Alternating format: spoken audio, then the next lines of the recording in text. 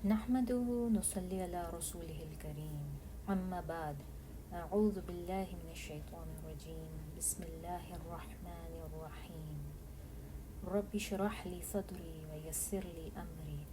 واحلل عقدة من لساني يفقه قولي آمين يا رب العالمين. السلام علیکم ورحمۃ اللہ وبرکاتہ. اب ہم دیکھتے ہیں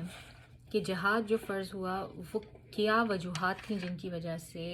رسول صلی اللہ علیہ وسلم نے مدینہ میں رہتے ہوئے جہاد کرنے کا حکم دیا. تو اس سے پہلے ہمیں یہ جاننا ضروری ہے کہ قریش جو تھے مکہ کے، انہوں نے مسلمانوں کو اس بات پہ چھوڑ نہیں دیا تھا کہ وہ چلے گئے ہیں چھوڑ کے، راتوں رات اتنے زیادہ مسلمان جو ہیں انہوں نے ہجرت کر لی اور مدینہ میں چلے گئے. انہوں نے اس بات کو بھلایا نہیں تھا، چھوڑ نہیں دیا تھا. یہ ان کے لیے بہت ہی حد تک کی عزت کی بات تھی اور وہ شدید اس پہ تل ملائے ہوئے تھے اور ان کو سمجھ نہیں آ رہا تھا کہ وہ کس طرح سے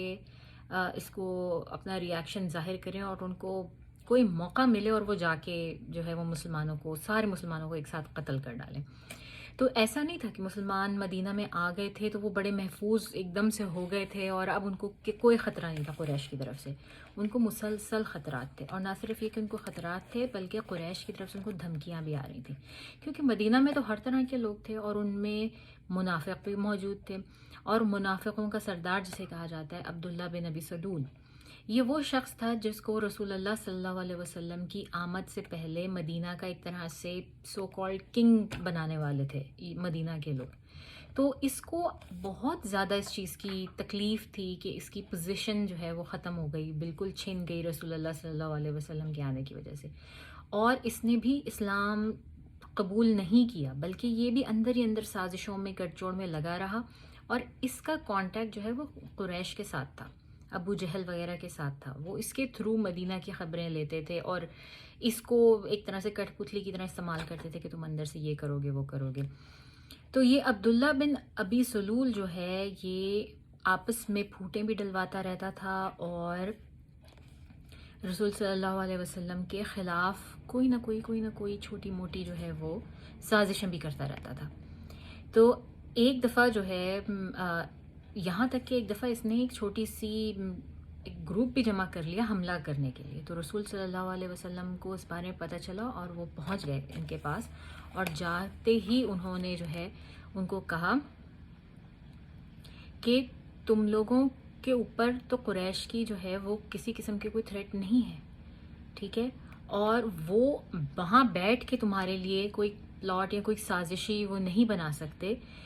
اس سے زیادہ جتنا کہ تم خود اپنے لیے مصیبت کھڑی کرو. یعنی کہ رسول صلی اللہ علیہ وسلم نے ان کو کہا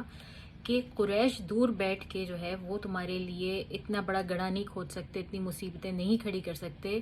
حتیٰ کہ تم خود جو ہے وہ چاہو اور یہاں پہ مدینہ میں سازشوں کے جال بچھاؤ اور اس طرح کے گڑھے کھودو اپنے لیے.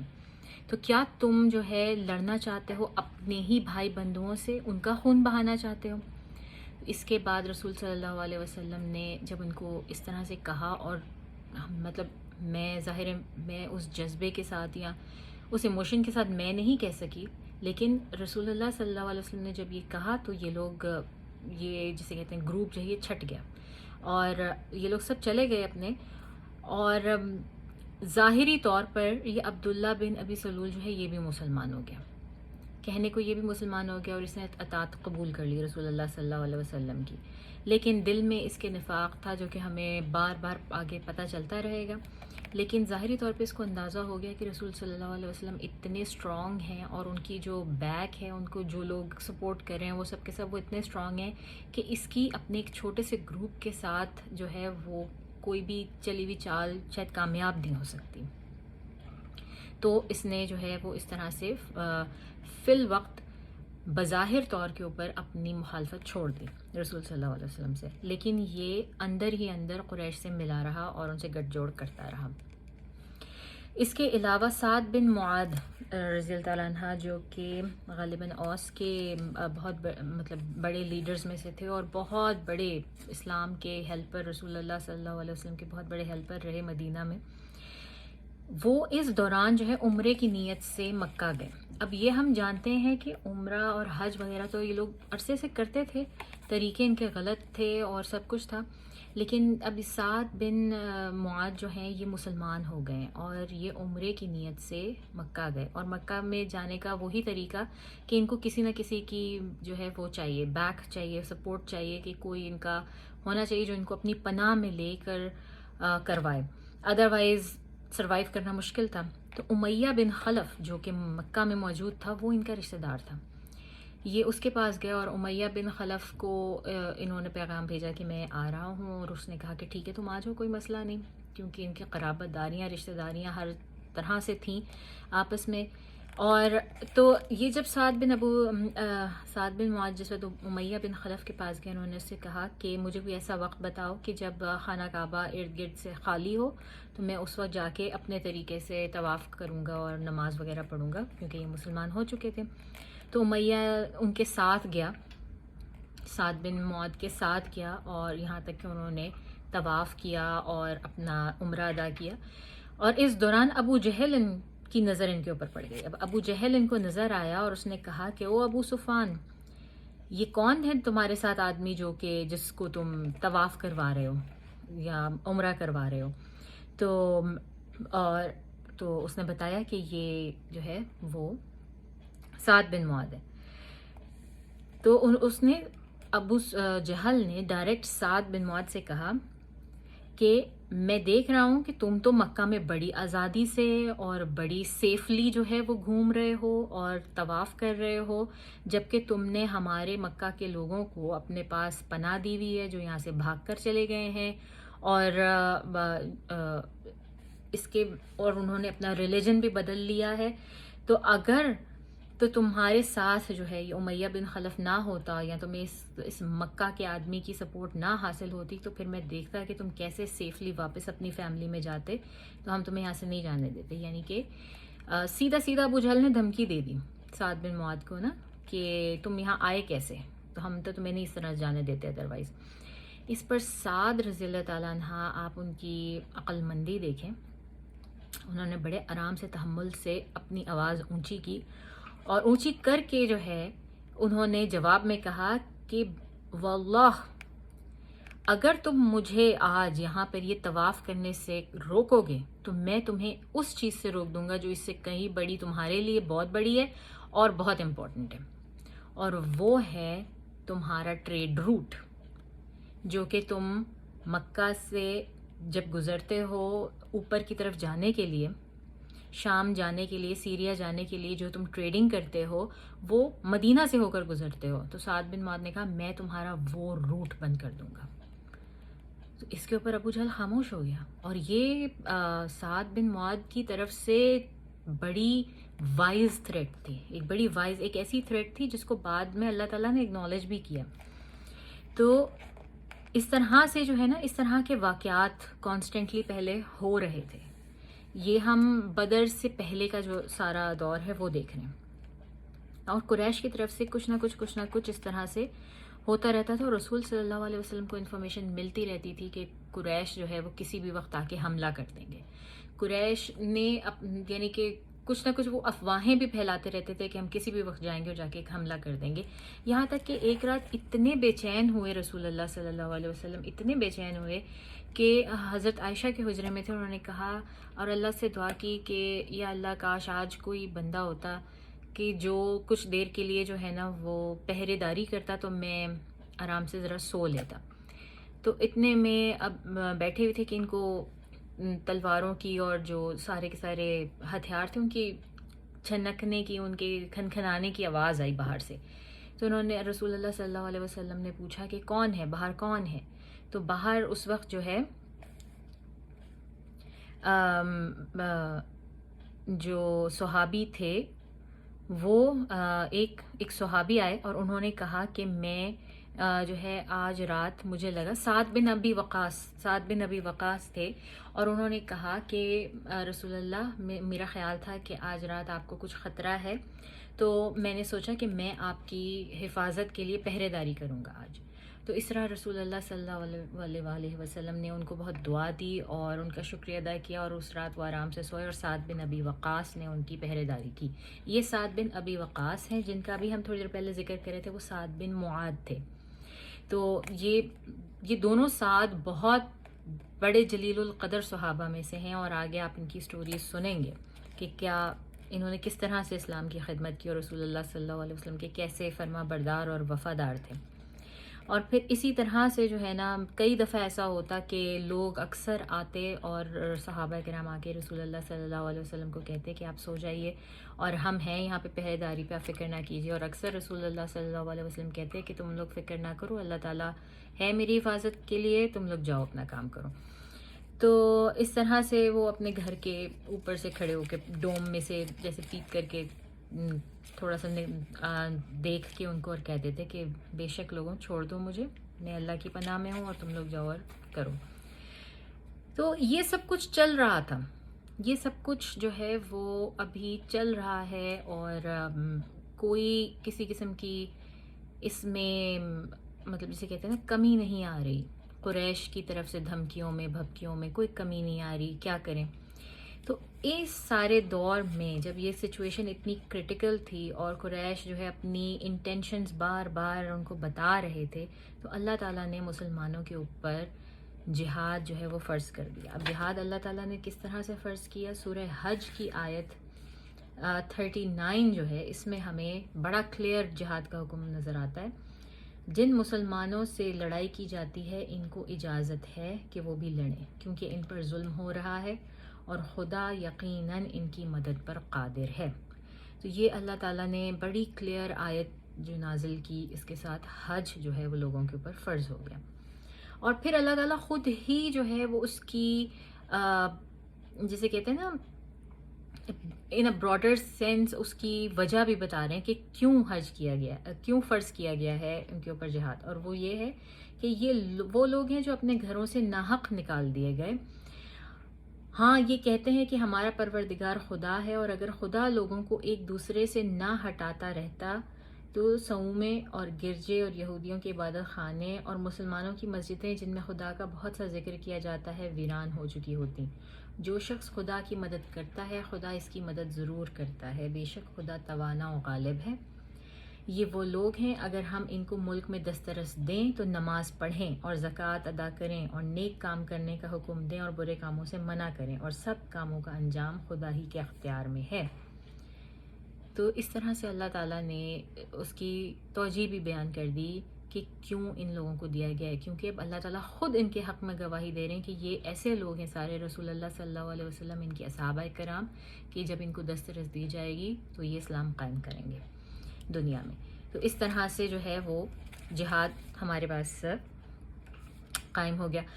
اچھا، اب اس کے بعد کیا ہوا کہ رسول صلی اللہ علیہ وسلم کے اوپر جب یہ قائم ہو گیا، اور ہمیں پتہ ہے کہ رسول صلی اللہ علیہ وسلم نے مدینہ میں آنے کے بعد مختلف ارد گرد کے قبیلوں سے ٹریٹیز بھی کی تھی. صرف اندر مدینہ کے رہنے والے 3 جو ہم نے بڑا ڈیٹیل میں پڑھا تھا کہ 3 طرح کی ٹریٹیز مدینہ کے اندر کی تھیں، لیکن اس کے علاوہ جو ارد گرد کے لوگ تھے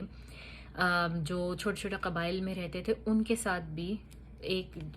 اسٹریٹجی کے طور پہ، کہ ایک ڈیفنس اسٹریٹجی کے طور پہ جو ہے یہ ساری ٹریٹیز کی گئیں.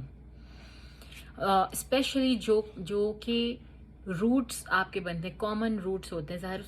روڈز وغیرہ تو نہیں تھے لیکن کامن روٹس کا پھر بھی پتہ تھا، کوئی نہ کوئی نشانات لگائے جاتے تھے، اور ان کامن روٹس کے اوپر جہاں پر آنا جانا لوگوں کا بہت زیادہ تھا وہاں پر اسپیشلی جو قبائل موجود تھے ان کے ساتھ بہت زیادہ ٹریٹیز کی گئیں. اور پھر رسول اللہ صلی اللہ علیہ وسلم نے چھوٹی چھوٹی ٹولیوں میں اپنا جو ہے اپنے آپ کو ایک طرح سے جسے کہتے ہیں نا کہ ایک آرمی سی ڈیولپ کرنی شروع کی، اور ایک جو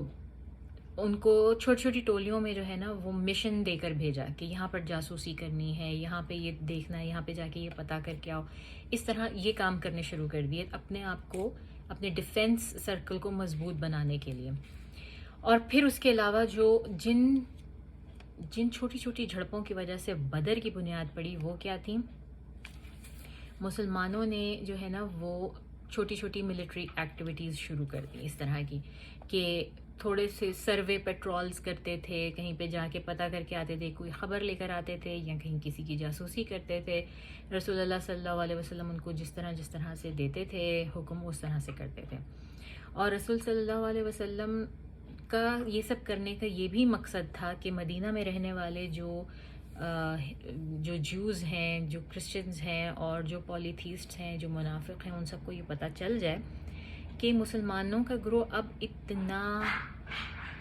وہ نہیں رہا ہے، اتنا کمزور نہیں رہا ہے کہ ان کو آسانی سے دبا لیا جائے گا، ان کو آسانی سے کچل دیا جائے گا، بلکہ وہ اتنے اسٹرانگ ہوتے جا رہے ہیں کہ اگر ان کو کچھ کہا گیا تو اب وہ جوابی کارروائی بھرپور طریقے سے کر سکتے ہیں. تو جناب اس کے بعد یہ ہوا، تو جیسے ہی جہاد کی پہلی آیات قرآن میں ریویل ہوئیں سورہ حج کی اور حضرت ابو بکر رضی اللہ تعالیٰ عنہ کے کانوں تک پہنچی، تو وہ فرماتے ہیں کہ جیسے ہی میں نے سورہ حج سنی، میں نے جان لیا کہ اب قتال ہوگا اور بڑی لڑائی ہوگی. کیونکہ جہاد کے عموماً معنی جو ہے وہ میڈیا میں اور ہر جگہ کہا جاتا ہے جی ہولی وار. ایسا بالکل بھی نہیں ہے. جہاد کا مطلب ہوتا ہے، مطلب آپ کی فائٹ،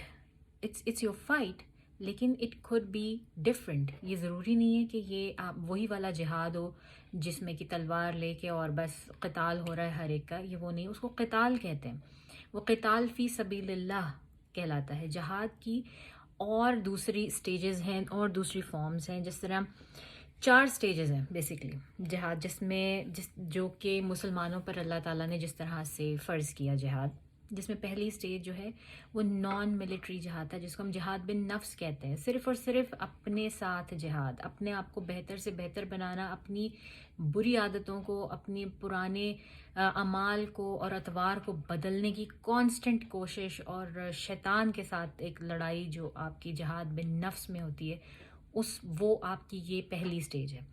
اور اس میں کسی قسم کا کوئی قتال نہیں ہے، اس میں کسی کے ساتھ کوئی لڑائی نہیں ہے. اس میں صرف اور صرف آپ کی لڑائی آپ کی اپنی ذات کے ساتھ ہے کہ آپ خود کتنے مضبوط ہوتے ہیں، بیسیکلی اپنی ول پاور ڈیولپ کرنا. دوسرا، وہ پرمیشن جو اللہ تعالیٰ نے دی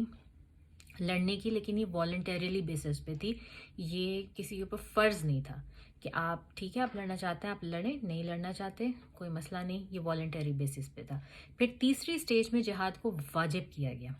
کہ اب یہ جہاد جو ہے واجب ہے، اس کو کرنا ہے. یہ آپ کو رسول اللہ صلی اللہ علیہ وسلم کا ساتھ دینا ہوگا. اور چوتھی سٹیج میں جا کے جو ہے کمپلیٹ جہاد،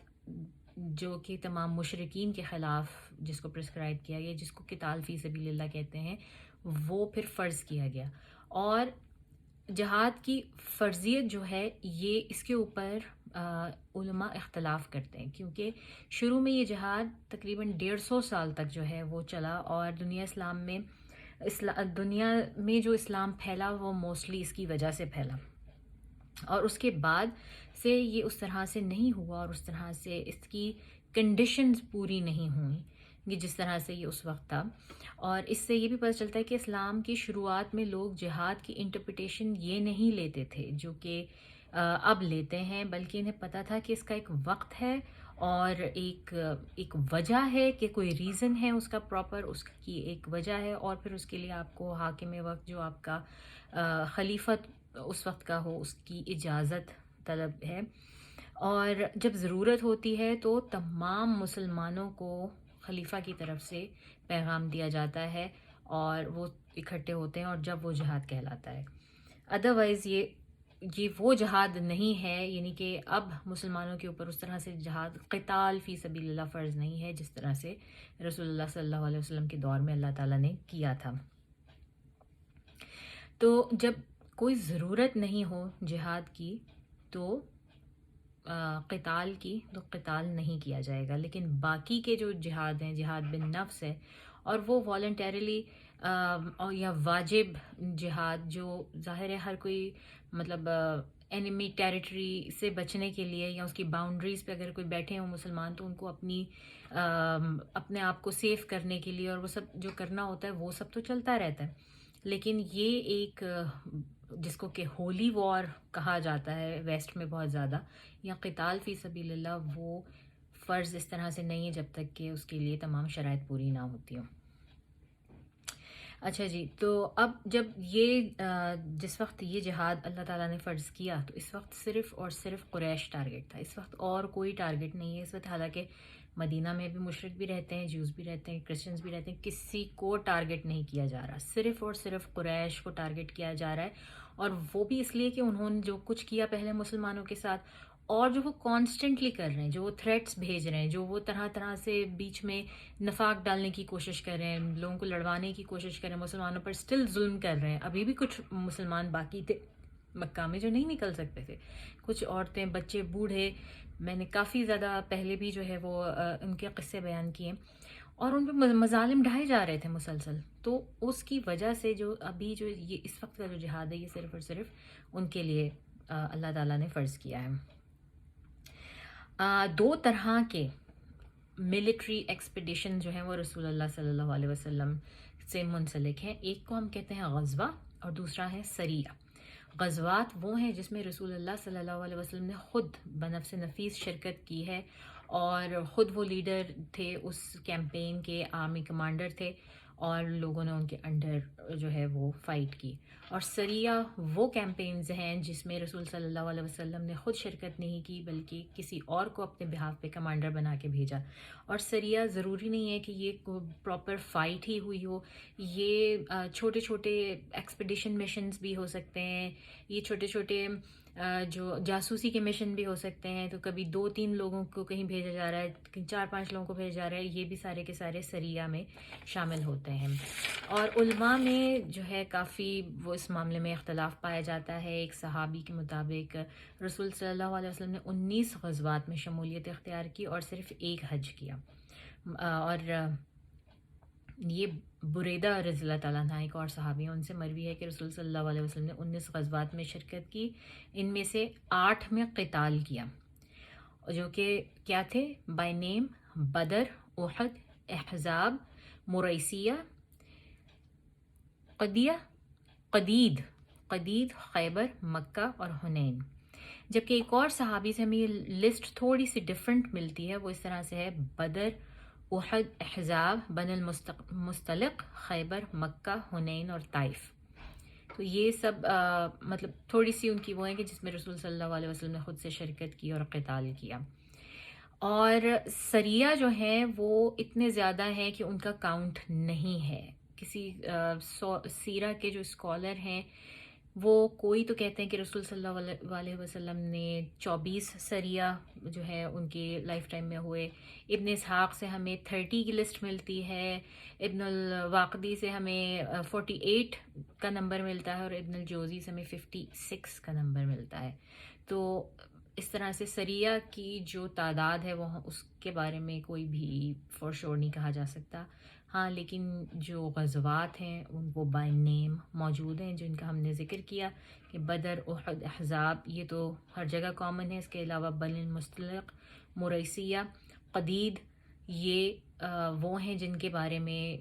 کوئی تھوڑا بہت اختلاف پایا جاتا ہے. پھر خیبر، مکہ، حنین اور طائف یہ بھی وہ ہیں جن کے بارے میں کوئی اختلاف نہیں پایا جاتا. تو جناب، پہلا ملٹری ایکسپیڈیشن جو ہوا، جو رسول صلی اللہ علیہ وسلم نے کیا یا بھیجا، تو رسول صلی اللہ علیہ وسلم نے، اور یہ کب ہو رہا ہے اور کس طرح سے ہو رہا ہے، اس کو میں اس طرح سے آپ کو بتاتی ہوں کہ پہلا جو مشن ہے اس کو کہا جا رہا ہے سیف البحر مشن، اور یہ ہو رہا ہے رمضان، پہلی رمضان ہجری جو ہے اس کے اندر ہو رہا ہے. اور اس میں رسول اللہ صلی اللہ علیہ وسلم حمزہ بن عبد المطلب کی سربراہی میں 30 امیگرینٹس کو جو ہے 30 مہاجرین کو حمزہ بن عبد المطلب کی سربراہی میں بھیجتے ہیں. تو سیف البحر مشن میں رسول اللہ صلی اللہ علیہ وسلم نے حمزہ بن عبد المطلب کی سربراہی میں 30 مہاجروں کا ایک گروپ جو ہے ان کو ایک ٹاسک دے کے بھیجا. اور ان کا ٹاسک کیا تھا کہ انہیں ایک کارواں جو کہ قریش کا تھا وہ گزر رہا تھا، اس کو انٹرسیپٹ کرنا تھا، اس کو روکنا تھا رستے میں، جس میں کہ 300 لوگ تھے تقریباً، اور اس میں ابو جہل بن ہشام بھی شامل تھا. اور ان دونوں پارٹیز کا آمنا سامنا بھی ہوا، اور ایک جگہ کے اوپر، لیکن ان میں ایک شخص موجود تھا جس کا نام تھا ماجدی بن عمر، اور اس شخص کے تعلقات دونوں طرف بہت عمدہ تھے، اور اس کی وجہ سے یا اس نے کچھ اس طرح کی بیچ میں ان کی جو ہے نا آ کے وہ بات کی کہ یہ یہاں پر ہوتے ہوتے ہوتے رک گیا، اس سے آگے نہیں بڑھی، اور اس موقع کے اوپر رسول صلی اللہ علیہ وسلم نے مسلمانوں کی ہسٹری میں پہلی بار جو ہے نا وہ جھنڈا، ایک مسلمانوں کا ایک جھنڈا ان کو دیا جو کہ سفید رنگ کا تھا، اور یہ جھنڈا دیا گیا جن صحابی کو دیا گیا ان کا نام تھا مرتد کناز بن حسین الغناوی۔ تو یہ کئی ایسے صحابہ کرام ہیں جو کہ ہمیں صرف جن کے بارے میں ہمیں زیادہ نہیں معلوم، یہ بھی ان میں سے ہی ایک صحابی ہیں جن کو کہ پہلی بار اسلامی جھنڈا جو ہے یا ملٹری فلیگ مسلمز کا جو ہے وہ دیا گیا۔ تو بہرحال یہ پہلا جو مشن تھا سیف البحر مشن جسے کہتے ہیں، یہ کامیاب نہیں ہوا مگر ناکام بھی نہیں ہوا، کیونکہ یہ گڈ ٹرمز پہ کی ختم ہو گئی، لیکن اس کے بعد ان کو پتہ لگ گیا،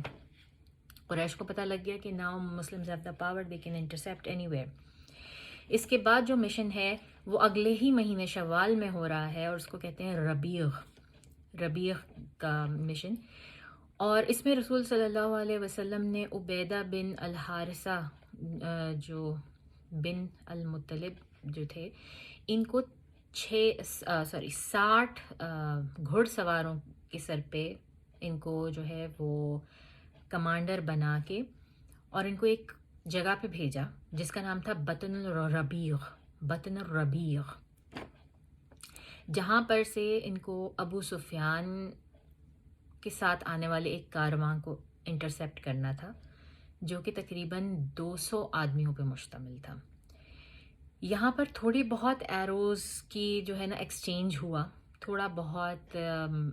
جو ایرو شوٹنگ ہے وہ ہوئی، مگر کسی کا جانی و مالی نقصان نہیں ہوا۔ لیکن انٹرسٹنگ بات اس چھوٹے سے مشن میں وہ کیا ہوئی کہ 2 لوگ جو کہ ابو سفیان کے کاروان میں تھے، ان میں سے ایک المقداد بن عمر اور دوسرے عتبہ بن غزوان، یہ ان کو چھوڑ کے یہ مسلمانوں کا جو یہ ایکسپیڈیشن تھا عبیدہ بن الحارث کے چھوٹے سے گروپ میں آ کے شامل ہو گئے، اس میں سے نکل کے اور اس میں آ کے شامل ہو گئے اور یہ مسلمان ہو گئے۔ اور اس کے علاوہ جو ہے وہ اس وقت بھی مسلمانوں کا سفید فلیگ تھا، اور وہ مستح جو ہے حضرت مستح رضی اللہ تعالیٰ عنہ ہے وہ اٹھائے ہوئے تھے، اور اس میں بھی کوئی مزید زیادہ جو ہے وہ ہمیں اور نہیں ملتی خبر کہ کیا ہوا کیا نہیں ہوا، لیکن بس اس کی سب سے بڑی بات یہ تھی کہ اس میں یہ 2 لوگ جو ہیں وہ مسلمان ہو گئے اور مسلمانوں کے ساتھ پھر مدینہ آ گئے۔ ایک اور مشن جو ہو رہا ہے بدر سے پہلے، یہ ہو رہا ہے ذی القعدہ میں۔ تو پہلا مشن جو ہے وہ ہوا رمضان میں، پھر شوال میں، اب یہ ذی القعدہ آ گیا،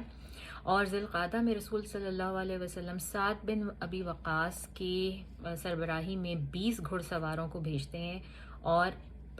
ان کو حکم دے کے بھیجتے ہیں کہ خرار کی ایک وادی ہے، ایک جگہ ہے، اس سے آگے مت جانا، بس وہاں تک جاؤ اور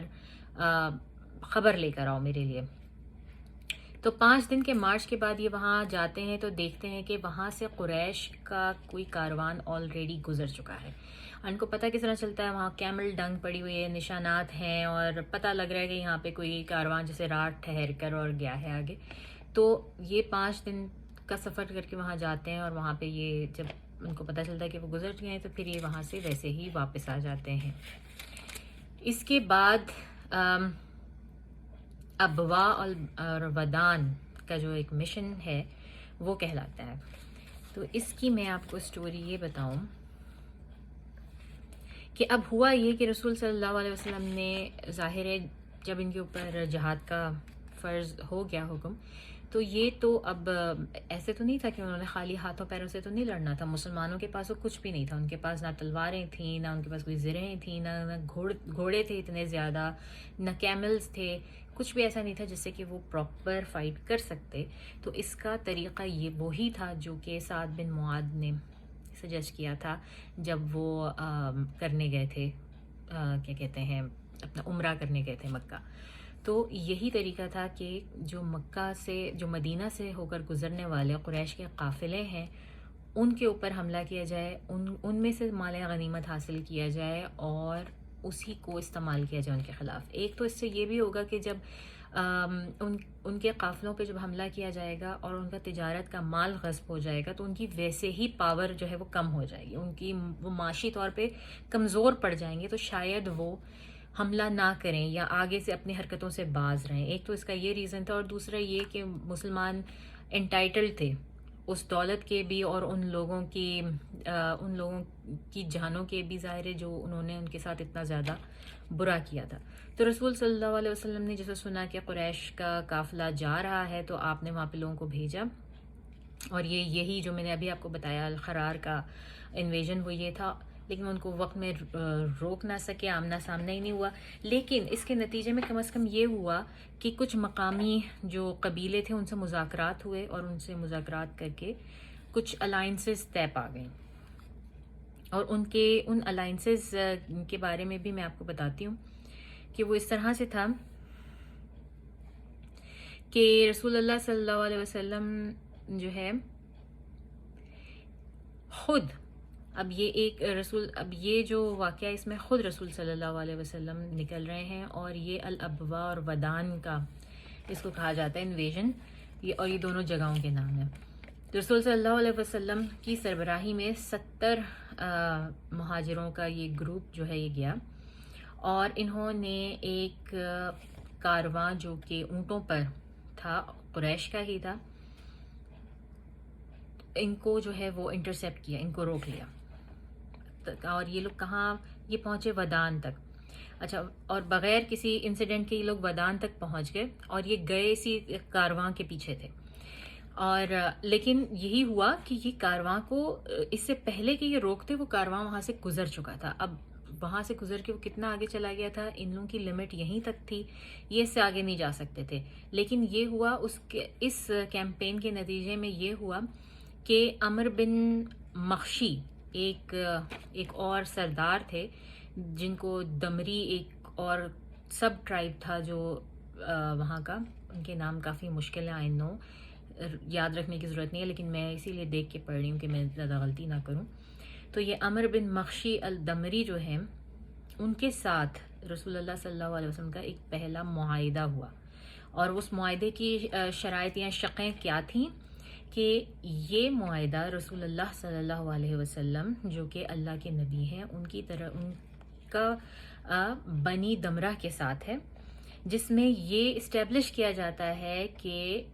بنی دمرہ کے لوگ جو ہیں وہ مسلمانوں سے محفوظ ہیں، ہر طرح سے ان کی جان مال عزت محفوظ ہیں، اور وہ ہر طرح کی سپورٹ مسلمانوں سے ایکسپیکٹ کر سکتے ہیں، مانگ سکتے ہیں، ہر طرح کی مدد مانگ سکتے ہیں، یہاں تک کہ وہ جو ہے وہ اللہ کا ریلیجن دین اسلام اس کو اپوز نہ کریں. اور یہی ان سے بھی ایکسپیکٹ کیا جاتا ہے کہ مسلمان جس وقت ان سے مدد مانگیں تو یہ ان کو پازیٹیولی رسپونڈ کریں اور ان کی مدد کریں، اور کسی اور کو جو مسلمانوں کے خلاف کہ لڑ رہا ہے یا حکم دے رہا ہے اس کا ساتھ نہیں دیں گے. تو یہ اس معاہدے کی شقیں تھی جو رسول اللہ صلی اللہ علیہ وسلم کرتے جا رہے تھے، اور اس کیس میں بنی دمرہ کے ساتھ ہوا. یہ پہلا انویژن تھا، یعنی کہہ لیں کہ اسلام چھوٹی سی جو اس وقت اسلامی سلطنت ہے اس میں پہلا الحاق جو جس قبیلے کا تھا وہ یہ قبیلہ، اور یہ وہ معاہدہ تھا جس کے تھرو یہ الحاق ہوا. پھر اس کے بعد یہ بوات کا انویژن کہلاتا ہے، اور یہ ربیع الاول میں ہو رہا ہے. اس میں رسول اللہ صلی اللہ علیہ وسلم 200 لوگوں کے ساتھ خود انہوں نے مارچ کیا بوات کے مقام تک، اور یہاں پر بھی ان کا ارادہ یہی تھا کہ وہ ایک کارواں کو انٹرسیپٹ کریں گے، روکیں گے، جو کہ قریش کا تھا، اور اس میں تقریباً 100 قریشی شامل تھے جن میں امیہ بن خلف بھی شامل تھا. اس کاروان کے اندر 100 قریشی تھے مگر 2500 کیملز تھے، اور یہ کیملز اس وقت ایک بہت بڑی پراپرٹی تھی. یعنی ایک کیمل اس وقت کا کہا جاتا ہے کہ ایک لال اونٹ اس وقت کا آج کل کی ایک فراری سمجھ لیں آپ، وہ حساب ہے. تو 2500 اس میں کیملز موجود تھے. تو آپ امیجن کر لیں کہ ہر کیمل سامان سے لدا ہوا کتنا مال غنیمت اس میں ہوگا. تو جب یہ بوات کے مقام پر پہنچا پھر یہاں پر ایسا ہی ہوا کہ وہ قافلہ جا چکا تھا اور رسول اللہ صلی اللہ علیہ وسلم وغیرہ کو کوئی نہیں ملا اور ان کو ویسے ہی مدینہ واپس آنا پڑا. اب ہم یہ دیکھنے کی کتنی ہیومن جو وہ ہے ہیومنلی ایکسپیڈیشنز ہیں کہ رسول صلی اللہ علیہ وسلم کو ہر وقت معجزہ در معجزہ نہیں مل رہا. اللہ تعالیٰ نے یہ نہیں کیا ہوا کہ آپ کے پاس ایک ان لمیٹڈ اماؤنٹ آف وشز ہے کہ آپ مانگتے جاؤ گے اور وہ ہوتا جائے گا. اور رسول صلی اللہ علیہ وسلم بھی اپنے اون پہ کام کر رہے ہیں, محنت کر رہے ہیں, جدوجہد کر رہے ہیں. اور ان چھوٹے چھوٹے غزوے اور سریے ہو رہے ہیں بدر سے پہلے, یہ اصل میں ان کو پریپیئر کر رہے ہیں اس بڑی جنگ کے لیے جو آنے والی ہے. کس طرح سے ایک تو علاقہ دیکھنے کے حساب سے, کیونکہ جہاں پر جنگ کی جاتی ہے اگر آپ کو اس علاقے سے واقفیت ہو تو یہ آپ کے لیے بہت بڑا پلس پوائنٹ ہوتا ہے, ایڈڈ پوائنٹ ہوتا ہے. اور پھر یہ جو الحاق ہو رہے ہیں, جو معاہدات ہو رہے ہیں ارد گرد کے ان سے, یہ کتنے امپورٹنٹ ہیں کہ امیجن کہ جس وقت جنگ ہو رہی ہے مسلمانوں کی, مسلمان تو آلریڈی ایک چھوٹا سا گروپ ہے, قریش آ کے لڑ رہے ہیں اور یہ ارد گرد کے جو چھوٹے قبیلے ہیں جب یہ لڑتے ہوئے دیکھیں اور قریشیوں کو لڑتے ہوئے دیکھیں تو ان کے ساتھ ایڈ ہو جاتے تو مسلمانوں کے اوپر اور کتنی بڑی پرابلم آتی. تو اس لحاظ سے یہ جو اللہ تعالیٰ ان کو ان چھوٹی چھوٹی غزوات اور سریات کو میں ناکام کر کے جو سکھا رہے ہیں اللہ تعالیٰ, وہ آگے سارا کچھ ان مسلمانوں کے بہت ہی کام آئے گا. پھر اس کے بعد ہمیں ایک چھوٹا غزوہ ملتا ہے جس کو کہتے ہیں صفوان. پھر اور یہ آ گیا ربیع الاول کا مہینہ. دوبارہ یہ ربیع الاول دوسری ہجری کا ربیع الاول کا مہینہ آ گیا. قرظ بن جبر الفہری کی سربراہی میں ایک چھوٹا سا گروپ جو ہے اس نے کیا کیا, اس نے مسلمانوں کے مدینہ پہ حملہ کیا. مدینہ کے گرد و نواح میں جو مسلمان رہتے تھے اور ان کے جو تھوڑے بہت مویشی وغیرہ وہ پالتے تھے اور ان کے چراتے تھے, اس پہ حملہ کیا اور ان کے کئی مویشی مار دیے یا ان کو لے گئے ساتھ اٹھا کے. تو رسول صلی اللہ علیہ وسلم نے جب یہ سنا تو ان کو بہت غصہ آیا. انہوں نے اپنی سربراہی میں تقریباً 70 آدمیوں کا ایک گروپ تیار کیا اور یہ سب لوگ ان کے پرسوٹ میں ان کو چیز کرنے کے لیے جو ہے نا تیزی سے نکلے. اب جن لوگوں نے آ کے یہ شب خون مارا تھا وہ ایک وہ چھوٹا سا گروپ تھے, وہ شاید 5-7 لوگ تھے. تو ظاہر ہے جتنا چھوٹا گروپ ہوتا ہے وہ اتنا ہی فاسٹ موونگ ہوتا ہے, تو وہ بہت آگے نکل گئے اور رسول صلی اللہ علیہ وسلم جو ہے یہ لوگ ان کو پکڑ نہیں سکے اور یہ ان کے پیچھے کرتے کرتے کرتے یہ صفوان کے قریب پہنچ گئے. صفوان جو ہے وہ ایک جگہ تھی جو کہ بدر سے بہت قریب تھی اور رسول اللہ صلی اللہ علیہ وسلم جو ہے اپنی ایبسنس میں انہوں نے زید بن حارثہ کو پیچھے سے, ہمیشہ جب بھی رسول اللہ صلی اللہ علیہ وسلم کسی ایکسپیڈیشن پہ جاتے ہیں تو وہ اپنے پیچھے کسی نہ کسی ایک کو وقتی طور پہ جو ہے وہ مدینہ کا سربراہ مقرر کر کے جاتے تھے. تو اور اس وقت انہوں نے زید بن حارثہ کو کیا مدینہ کا سربراہ. اور اس وقت بھی رسول اللہ صلی اللہ علیہ وسلم کے لوگوں کے پاس وہی وائٹ فلیگ تھا جو مسلمانوں کا فلیگ تھا اور یہ ان کو نہیں پکڑ سکے, ان تک نہیں پہنچ سکے. تو اس کو جو ہے اس کو غزوۃ العشیرہ بھی کہا جاتا ہے. غزوۃ العشیرہ کا مطلب ہے کہ اسٹیج 1 آف بدر, کیونکہ یہ بدر کے بالکل نزدیک پہنچ گئے تھے اور شاید وہاں تک اللہ تعالیٰ کے لے جانے کا مقصد ہی یہ تھا کہ یہ ان میدانوں کو پہچان لیں, وہاں کا اندازہ لگا لیں کہ کون سی چیز کہاں ہے. ایک بہت اہم چیز جو وہاں لوگوں کو چاہیے ہوتی تھی ایون میدان جنگ میں بھی وہ یہ کہ پانی کی لوکیشن وہ کہاں ہے, وہ کس جگہ ہونی چاہیے, وہ کس کے قبضے میں آتی ہے. جس آرمی کے قبضے میں پانی آئے گا وہ تو آلریڈی وننگ آرمی ہوگی. تو اس طرح کی جو بہت ساری چیزیں ہیں نا وہ ان نامکمل غزوات اور سریات کے ساتھ جو ہے اللہ تعالیٰ نے ان کو سکھائیں. اچھا, اب یہ ہے کہ جناب رسول صلی اللہ علیہ وسلم کو پتہ چل گیا کہ اب ابو سفیان جا چکا ہے. تو اب ہم آتے ہیں غزوۃ العشیرہ, یہ جو ہے یہ جماعت الاولیٰ اور جماعت الآخرہ کے پہلے اور دوسری ہجری کی جماعت الاولیٰ اور جماعت الاخرہ کی بات ہے کہ رسول صلی اللہ علیہ وسلم نے 150 سے 200 مہاجرین کے ساتھ 30 کیملز اپنے اونٹوں کے ساتھ یہ لوگ گئے، اور ان کا ارادہ تھا کہ جو قریش کا بڑا کارواں جو جاتا تھا مکہ سے سیریا کی طرف اس کو انٹرسیپٹ کریں. تو ان کا ارادہ یہ تھا، اور یہ ذوالعشیرہ کے مقام پر پہنچے، لیکن اس وقت وہاں سے وہی ہوا کیملز وغیرہ سب جا چکے تھے. یہ وہاں جب ان کا وہاں تک پہنچا تو ابو سفیان وہاں سے جا چکا تھا، مگر ابو سفیان کوئی عام آدمی نہیں تھا. ابو سفیان بعد میں صحابی بھی بن جاتے ہیں، لیکن اس وقت بھی جس وقت وہ قریش کے بہت نامور سرداروں میں سے ہیں، تو ان کو یہ سرداری کسی وجہ سے ملی ہے. ایک تو ظاہر ہے ان کا فیملی سٹیٹس، لیکن دوسرا یہ کہ وہ بے انتہا جسے کہتے ہیں نا تیز ترار آدمی تھے، بہت کوئک وٹ قسم کے. تو ان کو اندازہ ہو گیا کہ اس طرح سے جو مطلب یہ ہمارے پرسویٹ میں آ رہے ہیں اور مسلمان چھاپے مار رہے ہیں چھوٹے چھوٹے، اور کچھ ان کے ہاتھ آ جا پکڑنے کی کوشش کر رہے ہیں، اور ابھی اس مقام تک کوئی بھی ایک قافلہ ہاتھ میں نہیں آیا مسلمانوں کے. تو انہوں نے یہ کیا کہ انہوں نے اپنا راستہ تبدیل کر دیا. وہاں سے وہ اس جگہ سے گزرے ہی نہیں جہاں سے ان کو گزرنا تھا، ذوالعشیرہ کے مقام سے وہ گزرے ہی نہیں. انہوں نے اپنا راستہ تبدیل کر دیا، اور نہ صرف راستہ تبدیل کیا بلکہ اپنا بڑا تیز ترین گھڑ سوار دوڑا دیا مکہ کی طرف،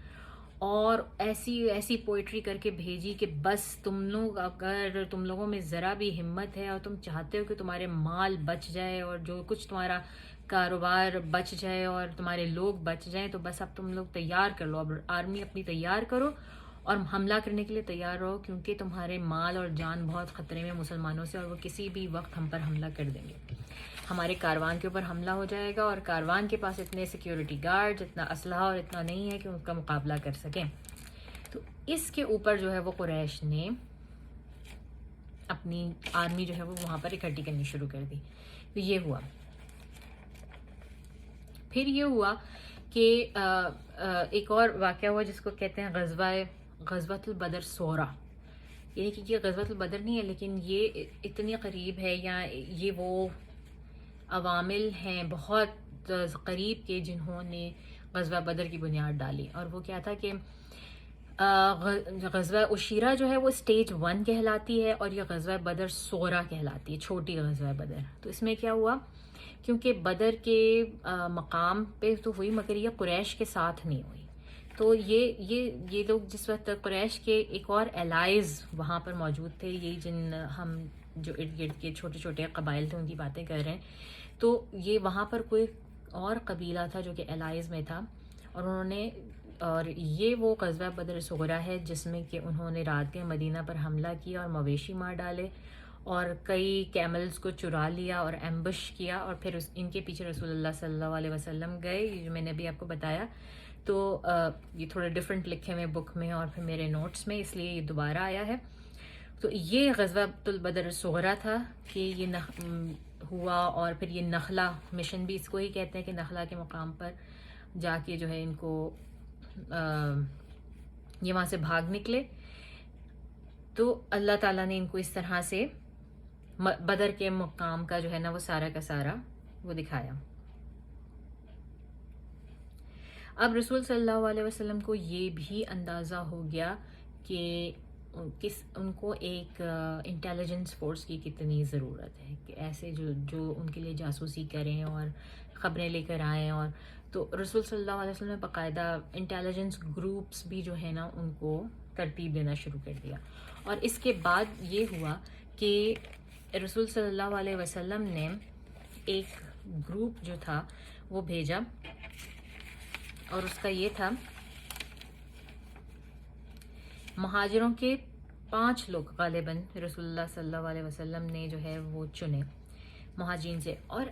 ایک بات کا اور میں آپ کو جو ہے وہ اس میں چاہتی ہوں کہ آپ نوٹس کریں کہ یہ جتنے غزوات اور سریات جن کا میں ذکر کروں میں سب میں مہاجرین ہیں، اس میں کوئی ایک بھی انصار موجود نہیں ہے، کیونکہ یہ اس وقت تک جو ہے وہ رسول صلی اللہ علیہ وسلم نے انصار کے اوپر یہ ذمہ داری ڈالی ہی نہیں تھی کہ آپ اٹھو اور ہمارے ساتھ لڑو، کیونکہ انہوں نے آلریڈی اتنا کچھ کر دیا تھا اپنی آدھی آدھی جائیدادیں دے دی تھیں، اپنے ساتھ رکھ رہے تھے مسلمانوں کو. تو اب مہاجرین کو بہت زیادہ یہ چیز فیل ہوتی تھی کہ اب ہمیں بھی ان کے لیے کچھ کرنا، ہمیں اپنے لیے خود سے کچھ کرنا ہے، ہم ان سے مدد نہ ہی لیں تو اچھا ہے. تو یہ تمام جو ایکسپیڈیشنز ہو رہے ہیں نا، ان سب میں صرف اور صرف مہاجرین شامل ہیں، اس میں انصار کا کوئی گروپ شامل نہیں، کوئی بندہ اس میں ابھی تک فی الوقت شامل نہیں ہے. اور ایون بدر میں بھی ایسا ہی ہے. تو یہ سریۃ النخلہ جو ہے، اس میں یہ ہوا کہ رسول صلی اللہ علیہ وسلم نے عبداللہ بن جہش، جو کہ رسول اللہ صلی اللہ علیہ وسلم کے کزن بھی ہوتے ہیں، ان کی کمانڈ کے اندر مہاجرین کو نارتھ کی جانب، نا شمال کی جانب ٹریول کرنے کا کہا، اور ان کو ایک خط دیا اور سختی سے منع کیا کہ یہ خط آپ نے کھولنا نہیں ہے، پڑھنا نہیں ہے، اور جب تک آپ مقررہ مقام پر نہ پہنچ جائیں، جس کا ذکر رسول اللہ صلی اللہ علیہ وسلم نے کیا، جب تک آپ وہاں نہ پہنچ جائیں، جب تک آپ یہ خط نہیں کھولیں گے. اور یہ ڈائریکشن جو ہے 2 دن کے بعد انہوں نے اس طرح دیا کہ 2 دن کے سفر کے بعد ان کو یہ خط پڑھنا تھا. اور اس کی ڈائریکشن یہ تھی کہ جب تم میرا یہ خط پڑھو تو فوراً نخلا کی طرف بڑھ جاؤ. اب رسول صلی اللہ علیہ وسلم نے ان کو نارتھ کی طرف جانے کا حکم دیا. انہوں نے کہا 2 دن تک you guys have to travel 2 days straight شمال کی طرف، نارتھ کی سائڈ پہ 2 دن تک آپ نے ٹریول کرنا ہے. جب آپ نارتھ 2 دن کے بعد آپ پہنچیں گے، آپ یہ خط پڑھیں گے، اور اس کے بعد اس میں جو انسٹرکشنز لکھی ہیں وہ آپ کریں گے. اس خط میں کیا لکھا تھا کہ رسول صلی اللہ علیہ وسلم نے لکھا کہ جب تم میرا یہ خط پڑھو تو فوراً نخلا کی طرف بڑھ جاؤ، قریش کی نقل و حرکت پر نظر رکھو اور مجھے خبر کرو، اور ایک دوسرے میں سے کسی کو فورس مت کرنا. جو واپس آنا چاہے مدینہ مجھے اطلاع کرنے وہ آ سکتا ہے. اب مزے کی بات یہ ہے کہ مدینہ ایک جگہ پر ہے، اور نخلا جو ہے، مکہ یا طائف جو ہے، وہ مدینہ سے ساؤتھ سائڈ پر ہے، اور طائف آ رہا ہے مدینہ سے ایسٹ سائڈ پر. مگر رسول اللہ صلی اللہ علیہ وسلم ان کو حکم دے رہے ہیں کہ نارتھ کی طرف ٹریول کرنا. تو یہ ایک طرح سے ڈسٹریکشن تھی جو کریٹ کی گئی کہ نارتھ کی طرف 2 دن ٹریول کرنے کے بعد وہ اتنا دور پہنچے کہ اگر کوئی ان کا پیچھا کر رہا ہوتا تھا، کچھ بھی کر رہا ہوتا تو اس کو یہ شک نہیں جاتا کہ یہ کہاں، کس ڈائریکشن میں جا رہے ہیں. وہاں جا کے جب ان کو پتہ چلا کہ ان کو مکہ جا کے اور وہاں پر جا کے ان کو جاسوسی کرنی ہے، تو ان کو اپنا بہت بڑا راؤٹ لے کے واپس طائف اور پھر یوں مکہ آنا تھا. تو پھر اس وقت عبداللہ بن جہش نے ان لوگوں کو کہا کہ یہ اٹموسٹ سیکریسی میں رسول صلی اللہ علیہ وسلم نے یہ حکم دیا ہے مجھے، اور ساتھ میں یہ بھی کہا ہے کہ تم میں سے کسی کے اوپر کوئی فرض نہیں ہے کہ تم لوگ میرے ساتھ ٹریول کرو. تو اگر تم کرنا چاہو تو ٹھیک ہے، ویل اینڈ گڈ، اگر نہ کرنا چاہو تو یہاں سے کوئی بھی واپس جا سکتا ہے. آبویسلی وہ سب اتنے پرجوش مسلمان تھے کہ ان میں سے کون کہتا کہ ہم نہیں جائیں گے. وہ سب کے سب ہی ان کے ساتھ چل پڑے، اور کسی نے بھی منع نہیں کیا انہیں وہاں سے چلنے سے. تو یہ خط پڑھنے کے بعد عبداللہ بن جہاش نے اپنے ساتھیوں سے کہا کہ جس کو شہادت چاہیے وہ میرے ساتھ آ جائے، ورنہ آپ جا سکتے ہیں. تو آبویسلی کسی نے بھی واپس نہیں جانا تھا. تو یہ سب ان کو معلوم تھا کہ یہ اینیمی ٹیریٹری میں جا رہے ہیں بہت، اور ان کو یہ پہچانے بھی جاتے ہیں، وہاں پر مکہ کے لوگ ان کو پہچان سکتے ہیں، اور یہ بڑا خطرناک مشن بھی ہو سکتا ہے ان کے لیے. اس لیے ان کو اس بات کی پوری اجازت دی گئی، اور ابھی اس پوائنٹ تک بھی مکمل طور پہ فرض نہیں ہے. ان کے پاس 4 اونٹ تھے، اور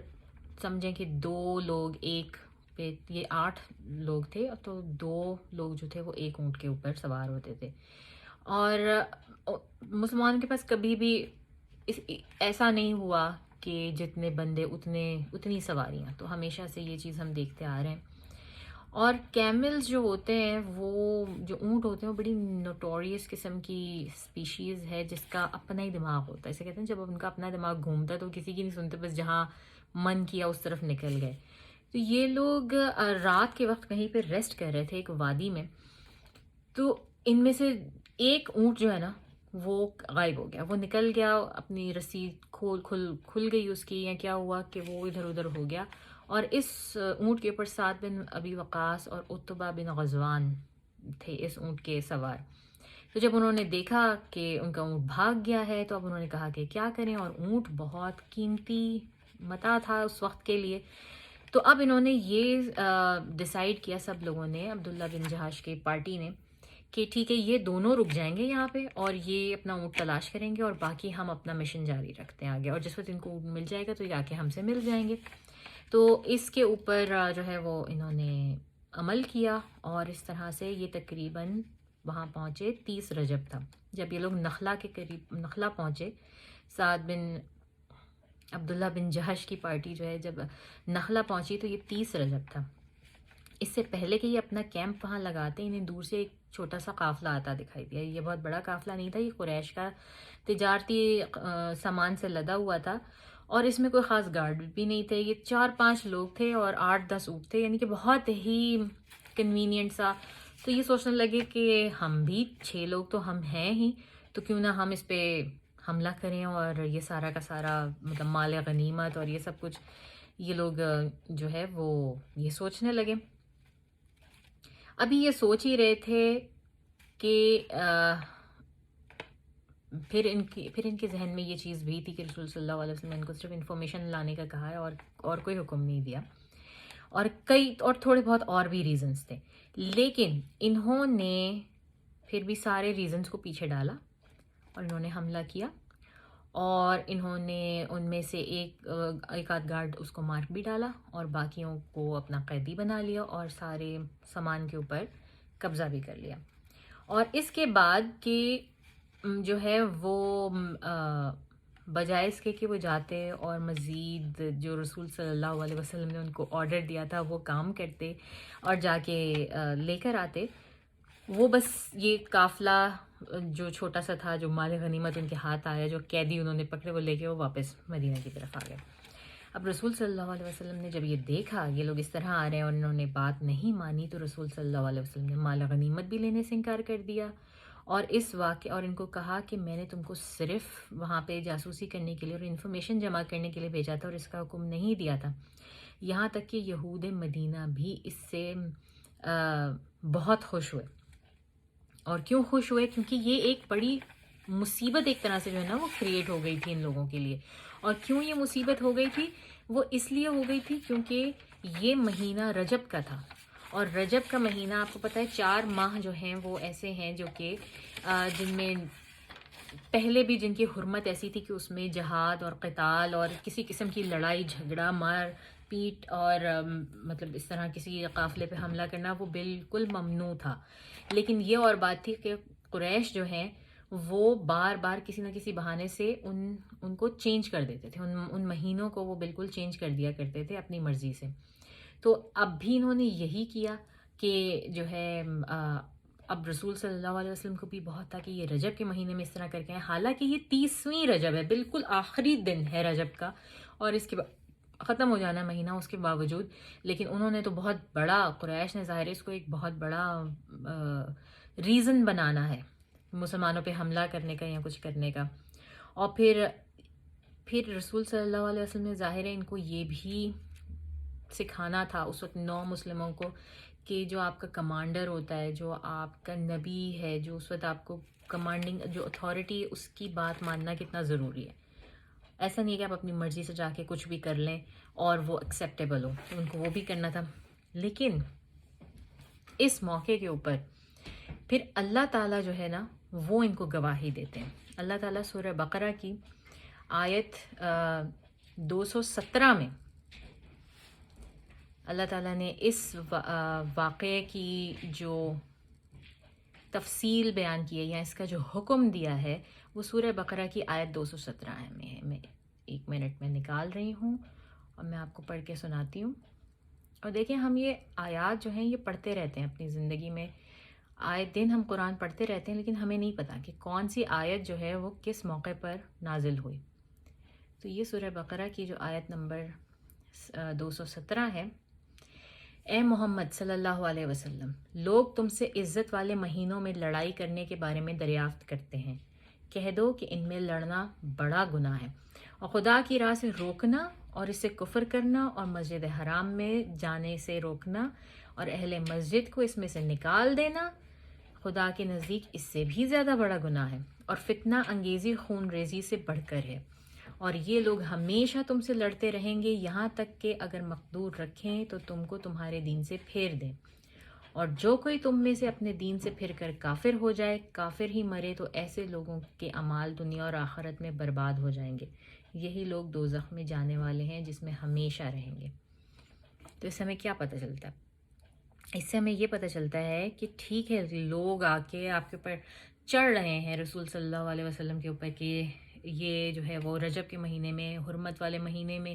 اس طرح قتال کر کے آئے اور انہوں نے اغوا کر لیا اور قافلہ لوٹ لیا، لیکن اللہ تعالیٰ نے اس چیز کو غلط نہیں قرار دیا۔ اللہ تعالیٰ نے کہا کہ ٹھیک ہے یہ سب غلط ہے، کرنا غلط ہے، لیکن اس سے زیادہ بڑی غلطی ان قریش والوں کی ہے جو کچھ انہوں نے کیا تم لوگوں کے ساتھ۔ انہوں نے مکہ سے نکال دیا، انہوں نے مسجد میں آنے نہیں دیا، مسجد کی حرمت نہیں رکھی، وہاں پر ہر طرح کا ظلم کیا مسلمانوں کے اوپر، وہاں پر ان کو مسجد میں عبادت نہیں کرنے دی۔ تو یہ سارے گناہ اور فتنہ انگیزی جو ہے وہ قتل سے بھی بڑھ کر گناہ ہے، یہ اللہ تعالیٰ کہہ رہے ہیں اس آیت میں۔ تو اس کے بعد رسول صلی اللہ علیہ وسلم نے ان کو معاف کر دیا اور ایکسیپٹ کر لیا اور سارا کچھ۔ تو یہ کہلاتی ہے غزوۃ الصغریٰ۔ اچھا، اب اتنا تو ہوا، اس کے بعد کیا ہوا کہ اللہ تعالیٰ نے بیسکلی ہمیں بتا دیا کہ اللہ تعالیٰ بلڈ شیڈنگ کو، قتال کو تو معاف نہیں کرتا، وہ اللہ تعالیٰ کے نزدیک بہت بڑا گناہ ہے، لیکن اس سے بھی بڑھ کر گناہ جو ہے وہ ہے فتنہ انگیزی ہے۔ اب جب قریش کو پتہ چلا کہ ان کے قیدی بھی آ گئے ہیں اور ان کا مال غنیمت، اور بیسکلی اب تک ہم نے اتنے سارے چھوٹے چھوٹے غزوات کا ذکر کیا، ان میں یہ پہلا ایکسپیڈیشن ہے جس کا حکم بھی نہیں دیا گیا تھا مگر اس میں ان کو مال غنیمت ملا۔ اب قریش کو پتہ چلا تو انہوں نے اپنے قیدیوں کی رہائی کا مطالبہ کیا، کہ جس پر مسلمانوں نے جواب دیا کہ ان کو نہیں چھوڑا جائے گا جب تک کہ ہمارے 2 جوان واپس نہ آ جائیں۔ اب ادھر مسلمان یہ سوچ رہے تھے کہ عتبہ اور سعد بن ابی وقاص جو 2 جوان اپنے اونٹ ڈھونڈنے کے لیے نکلے تھے، ان کو شاید قریشیوں نے پکڑ لیا، کیونکہ وہ ابھی تک واپس نہیں پہنچے، 2 ہفتے ہو گئے وہ واپس نہیں پہنچے تھے۔ تو مسلمانوں نے، رسول اللہ صلی اللہ علیہ وسلم نے ان کے اوپر پھر یہ شرط رکھی کہ جب تک ہمارے جوان واپس نہیں آ جاتے تو جب تک آپ کی کسی قیدی کو رہائی نہیں ملے گی۔ ادھر سعد اور عتبہ کو مکہ میں کسی نے بھی نہیں دیکھا، ان کو پتہ ہی نہیں چلا کہ وہ کبھی آئے ادھر۔ کافی وقت کے بعد جا کے ان کا اونٹ مل گیا، اور تقریباً ان کو 2 ہفتے لگے، اور وہ آگے جانے کے بجائے، نخلا جانے کے بجائے واپس مدینہ چلے گئے۔ اور ان 2 ہاسٹیجز میں سے جو قیدی بنا کے لے کر گئے تھے عبداللہ بن جہاش، ان میں سے ایک حکم بن کثیران، انہوں نے اسلام قبول کر لیا، یہاں تک کہ ان کی طرف سے پھر وہاں پہ ایک قریش کی پرانی روایت تھی جو کہ اب تک چلی آ رہی ہے، کہ قیدیوں کو رہا کروانے کے لیے خون بہا دیا جاتا تھا، یا ان کی ایک رینسم اماؤنٹ دیا جاتا تھا، وہ دے کے اس کے بعد قیدی رہا ہوتے تھے۔ تو یہ جو تھے حکم بن کثیران، انہوں نے کیا کیا کہ انہوں نے ویٹ کیا، یہ دل میں مسلمان ہو گئے، یہ جب لائے گئے مدینہ، انہوں نے دیکھا مسلمانوں کا کلچر، دیکھا کس طرح رہتے ہیں، کیا کرتے ہیں، ان کو تعلیمات ملی، یہ مسلمان ہو گئے دل میں، مگر انہوں نے شو نہیں کیا، انہوں نے ویٹ کیا کہ ان کے حصے کا جو رینسم ہے نا، اور انہوں نے یہ بھی دیکھ لیا کہ مسلمان کتنے غریب ہیں اور ان کو کتنی شدید ضرورت ہے، ہر چیز کی انہیں کتنی ضرورت ہے۔ تو انہوں نے پورا ویٹ کیا، جب ان کا رینسم آ گیا اور ان کو رہائی دے دی گئی، یہ گئے اور پھر واپس آئے مدینہ اور کہنے لگے الحمدللہ، انہوں نے کلمہ پڑھا کہ میں مسلمان ہو چکا ہوں۔ تو انہوں نے اس چیز کا ویٹ کیا، اور یہ تو پہلے قیدی ہیں، لیکن اس کے بعد ہم کئی ایسے قیدیوں کو دیکھیں گے جو مکہ سے آئے، مشرک تھے، وہ پکڑے گئے جنگوں میں ایز اے قیدی آئے، اور پھر ان کا رینسم پے کیا گیا، سب کچھ کیا گیا، مگر وہ پھر گئے نہیں مدینہ سے، اور وہ مدینہ میں رہ کر مسلمان ہو گئے۔ یہ جو ہے یہ اپنی نوعیت کی ایک الگ ہی مثال ہے، اور یہ پہلی ہے آنے والی بہت ساری مثالوں میں سے۔ تو یہ ساری وہ چیزیں تھیں جن کا جن کی وجہ سے جو ہے نا وہ غزوہ بدر ہوئی۔ اب آپ دیکھ سکتے ہیں کہ یہ اب چھوٹے چھوٹے ایکسپیڈیشنز ہو رہے تھے، اور اللہ تعالیٰ ان سب میں ناکامی دیے جا رہے تھے، اور کیونکہ اللہ تعالیٰ نے وہ بدر کی کامیابی دینی تھی، اور یہی جو قافلہ یہاں سے جا رہا ہے سیریا کی طرف یہی جب واپس آئے گا نا تو یہی وہ جگہ ہے جہاں پر آ کے غزوہ بدر شروع ہوتا ہے. تو یہاں تک ابھی ہم اس کو رکھتے ہیں اور نیکسٹ ایپیسوڈ میں ہم انشاءاللہ بدر پوری ڈسکس کریں گے. اب تک کے لیے اتنا ہی. السلام علیکم ورحمۃ اللہ وبرکاتہ.